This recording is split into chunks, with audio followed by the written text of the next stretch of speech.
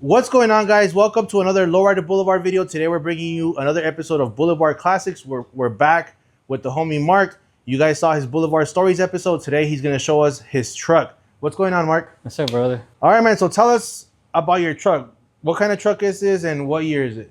It's a 93 Mazda B2600 extra cab. My dad's truck. Oh, okay. 93 you said? Yeah. Yeah. And you said this belonged to your dad before. Yeah. So this is what inspired you to build a mini truck, or what inspired you to build a mini truck? But mini trucking was in my interest from my early days. You know, when a kid back in the 80s, man, mini trucking back in Hawaii was really big. Okay. They had, you know, custom paint jobs, custom everything. Yeah. You know, with the Z-Racks or whatever, you know, everything was custom built. Yeah. And this was your dad's daily car, or he already had it fixed up? No, this was my dad's daily work truck. Okay. So it was definitely used every day. It's well over 300,000 miles. Yeah. Oh, yeah, man. Okay. Yeah. And it's still going, huh? Still going, and yeah. So it has a lot of sentimental value for me. Yeah. Yeah.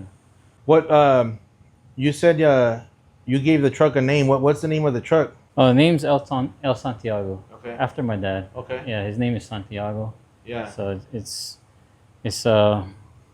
only right that the name. Right. And it was his truck. Yeah. When you built it, who painted it? I painted it. I painted it about 5 years ago. Oh, you painted it yourself? Yeah. It was really beat up because Okay. you know it was his daily every panel had damages on it, whether it was a side swipe or the roof being rusted out. Every panel was damaged. Yeah. And then I actually, he didn't know I was gonna fix it up for him. I borrowed the truck, told him I just needed, you know, a couple weeks, you know, do some dump runs, rubbish runs. And then I just jammed on it straight every day for 2 weeks, body worked it, painted it. And then during my daughter's birthday party / Father's Day party at our house, I just told my dad, you know, I gotta come back. I gotta get something at the shop. And then brought the truck back and then surprised them. And he saw it painted. Yeah, it was stock, of course, but then it was like fully restored, you know, the body, the paint, and Has your dad seen the truck how it is now? Yeah, he's seen it. Not right away after I put all you know, the Z-Racks and the juice in it. But he's seen it after, and then he was surprised. You know, we actually cried when I showed him initially how it is now. So yeah, because it's been in the family for so long. Yeah, and initially to him it was just his work truck, and then now it's, you know, has a lot of meaning in it now. It's pretty much like a show truck. I mean, you put it in the shows too. I see you drive it, you put it in the shows. It's definitely not complete to how I want it yet. You know, in time it probably will, but it's nice enough to be shown. Yeah. What kind of other things do you want to do to it? Like, what kind of upgrades are you planning on doing? Planning to build a different chassis for it. Redoing the body work and paint again, because, you know, before I started doing the hydraulics and everything on it, it was still being used. You know, at one point when my dad stopped using it, it became a storage. Put a lot of things on it. You know, tenants would lean on it. You know, definitely the interior stock. Oh, the interior is still the original interior. Yeah, it took a lot of cleaning, but it's still the original interior. Yeah, thank you. Yeah, it looks nice. It was a lot of red dirt, which is natural for Hawaii. Yeah, a lot of red dirt was in there, and everything was stained. Took a lot of cleaning. And talking about your hydraulic setup, tell us about that. What is your hydraulic setup composed of? It's all Hopos parts. Okay. You know, and, got a lot of help from Art, Alex, and AJ out there in Hopos, and I built everything. Built the rack. You have 4 pumps, I think. Actually, there's 5. Oh, okay. Yeah, there's 5 pumps. For a pump for each first of the 2 stages, and then the third and fourth stage is actually sharing a pump. So Okay. so there's 3 pumps for the bed, and then 2 pumps for the suspension.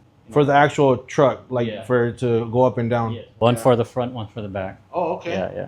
So 5 pumps. Oh, wow. Yeah. So definitely, I mean, it's pretty much the same concept, but definitely there's a lot more work that goes into building a mini truck like this with the bed than your traditional Oh yeah. setup on a lowrider. Yeah. Suspension wise, everything's the same, but yeah, of course, adding a different element of the bed. So the Right. bed has its own setup in there. Yeah. Yeah. How many switches does it have? Right now there's 14. 14 switches. 14 switches, 15 with the on and off. But Yeah. it's 7 for the suspension, 7 for the bed. Yeah. And then future plans is to actually, there's another phase for the bed. So hopefully you'll be seeing that later on this year. Yeah. Yeah. Do you ever have a hard time remembering like all the switches, like what each switch is for? Oh yeah. Especially when you're cruising or not really thinking about it. Sometimes you just gotta look at it and like, okay, yeah, that was the one. Yeah. Because it's not labeled. Yeah, and especially, being 2 different setups. One being for the suspension, one being for the bed. Yeah. I gotta make sure I'm holding the right roll. Right. And your batteries, how many batteries do you have? there's 4 batteries. There's 4 batteries, and all 4 batteries, are they separate for like the actual suspension and the bed, or? It's actually 3 batteries being used for the hydraulics, 1 being used for the truck itself. I eliminated the battery in the front. So there's 3 batteries for the hydraulics. The bed is actually only run off the first battery, off 12 volts. Oh, okay. Yeah, it's quick enough for me. I more of a cruiser, Yeah. and then if I wanted to build something more for competition, it would definitely be another truck. Oh, Another okay. truck with Okay. too much sentimental value in it. Yeah. But it's actually fast enough, Yeah. And then, like I said, the 4th battery is to run the truck itself. Okay. Yeah. So I didn't know that. Like when it comes to like mini trucks and the bed and stuff, in competitions, like it also has to do with like how fast you move it and all that. Yeah. Okay. Yeah. There's of course, you add more voltage to it, it'll be a way more faster. Yeah. Yeah. So you already said Hoppos and Alex and Art at Hoppos, but in the mini truck scene, is there somebody that you would say, it's big in the mini truck scene that how in traditional lowriders you might say, everybody knows like Gypsy Rose or certain car names that are popular or famous in the car scene. Yeah. When it comes to mini trucks, is there somebody like that you could say, oh, this person in the mini truck game is doing it, or this truck is big time? From back in the day, remember Israel, the champ? Yeah, his bed dancer. He was really quick with all the moves. Everything was smooth. He's still around. Okay. And then really was for lowriding in general, inspiration was the Fuentes brothers. Right. Altered Image. Back in the day, I actually built an altered image for my cousin, Glenn. Yeah, it was pagan gold, flaked out, took the roof off. Yeah. What do you see the truck scene right now? Do you think the truck scene is still as big as it was? Like I know you said that in Hawaii, like late 80s, early 90s, that was big. Maybe over there, still in Hawaii, or now that you're in Vegas, what does the truck scene look like to you? Do you think it's still big, or is it growing? I think the truck scene is picking back up. Because back in the 80s, early 90s, especially in Hawaii, mini trucking were everywhere. Yeah. Everyone would know someone that had a mini truck. Yeah. Suicide doors, tilt bed, custom paint job. Yeah. Out in California, a lot of the OG guys are coming back out. Bringing out the old builds, which is Yeah. awesome. That's great. And now here in Vegas too, you start seeing a lot more. Maybe not with the whole dancing bit, but maybe tilt or even just hydraulics. You see Yeah. like mini trucks out there, like S10s and little trucks. A lot of mini trucks, different styles, but mini trucks in general, they're all coming back out. Yeah. Picking back up. Which is great. That's right. Yeah. Do you feel like in the lowrider scene, the mini truck side of it gets enough love or credit when it comes to being like a lowrider? For me, I feel it's okay. Yeah. You know, there's, I guess, a side of it where some would say a mini truck's not a lowrider, but to me, a lowrider is the person's passion. Right. You know, they have a vehicle. Not everyone can get the exact vehicle they want, but they have a vehicle that they put their hard work, their passion into it. Yeah. You know, that to me is a lowrider. That's right. Yeah. And when it comes to car shows, are the car like at the big shows, super shows, do car shows have classes and categories for mini trucks? Now, yes. Okay. Yeah. Now I've seen some.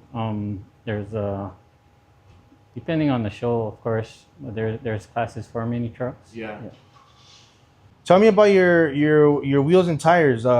What kind of wheels and tires do you have on it right now? We have Zeniths, and then the OG 520s on there. You know, Yeah. that's really the look of a lowrider to me, the 520s. Because I think you recently changed them, huh? Because I remember when Yeah. you were going to the Cars and Coffee, you had different wheels and different tires too. Yeah, I had some black powder coated wheels with some buff white walls Yeah. with radials though, and then they handle really good.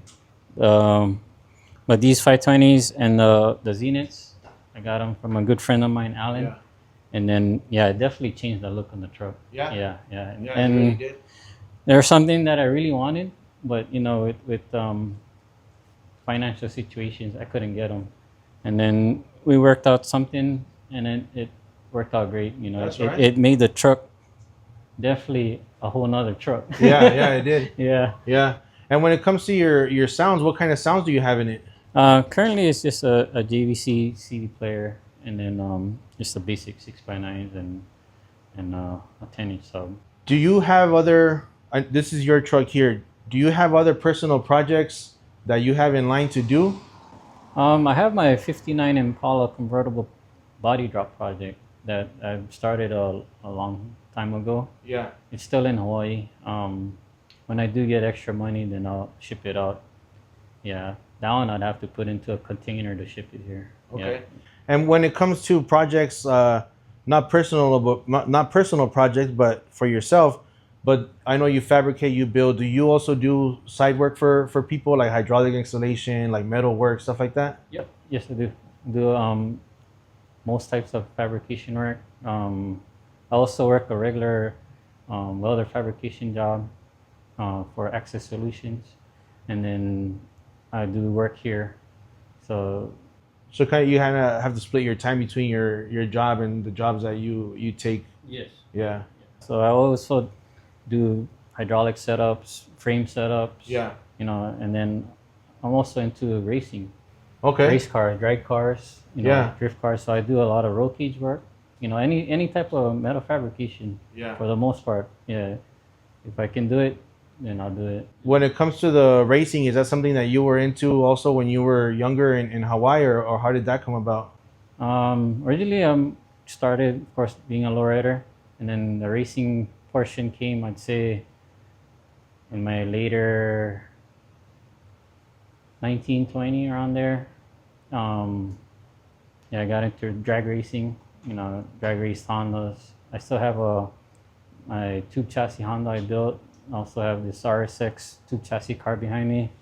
But racing is definitely a lot of money into it. When Yeah. you know, like low riding or anything else you're building, there's different levels. Yeah.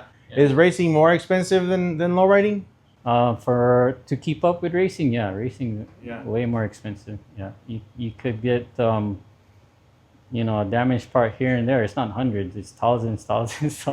Yeah. And you do the metal fabricating, like welding, the chassis, the roll cages, stuff like that. But when it comes to racing, do you also work on your own engines? The basic stuffs, you Okay. know, the full in-depth builds, you know, I would have someone else. Yeah. What kind of feeling do you get? And I ask this question because I know, like when I drive a lowrider, you get like a certain feeling, like when you're driving your car and you hit the switches. You know what I mean? Is that a different feeling, like when you out there, like on the track, like racing? Yeah, racing is totally different, you know, of course. Yeah, it's like a rush. Like an adrenaline rush, huh? It's an adrenaline rush. Yeah. And then low riding, you know, it's a daily cruise, you know, Yeah. for me. And times when just they need to unwind, just jump in the truck and go around the block, drive around. Right. You know, it definitely relaxes. Yeah. Yeah. So two different feels. Like, What kind of advice can you give someone that wants to get into lowriding, but when it comes to building their ride, like if they have their car, and they want to maybe work on their own car or they're going to pay someone else to build their car. What kind of advice can you give someone when it comes to the building side of it? for the building side is you know, do your homework, try to look around, see how everyone's doing theirs, or how builders are building theirs, or if you're trying to do it yourself, you know, same thing. See what basic stuff are. Try to start out basic. That way you're not over your head. Right. And then be at a level where you can get in it right away and go cruise, you know, Yeah. instead of and enjoy it. Yeah. Instead of maybe, I don't know, you might have it sitting there for years before you can even drive it. Yeah. And you know, of course, life is priority. So if it's sitting for a long time, you might start losing the feeling. Yeah. But what I always tell people who has projects that sits for a long time is, as long as you still have it, Right. you know, and you can always go back to it.